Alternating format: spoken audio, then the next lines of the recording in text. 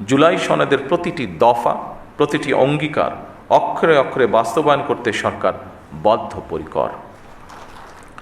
2024 সালের জুলাই আগস্টের গণ অভ্যুত্থানে আবারও স্পষ্ট করে দিয়েছে এই রাষ্ট্রের মালিক এই দেশের জনগণ। সুতরাং জনপ্রশাসনের কর্মকর্তা হিসাবে রাষ্ট্রের মালিক জনগণের স্বার্থ এবং কল্যাণ নিশ্চিত করা আপনাদের প্রধান দায়িত্ব।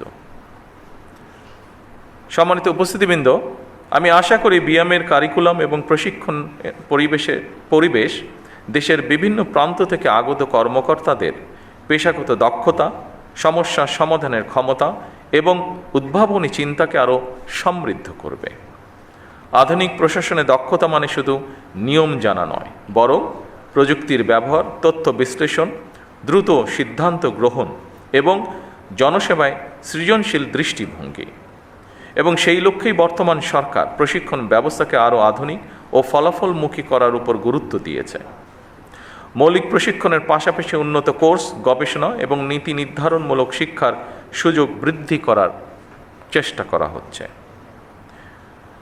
ফ্যাসিবাদী শাসনামলে আপনারা যথাযথভাবে সেই দায়িত্ব পালন করতে পেরেছিলেন কিনা কিংবা পালন করতে সক্ষম হয়েছিলেন কিনা, এই মুহূর্তে সেই প্রশ্ন না তুলে আমি আপনাদেরকে এই মুহূর্তে বর্তমান গণতান্ত্রিক সরকারের পক্ষ থেকে একটি বার্তা দিতে চাই, এবং তা হলো দেশ এবং জনগণের কাছে আমাদের যেই প্রতিশ্রুতি দিয়ে এসেছি আমরা,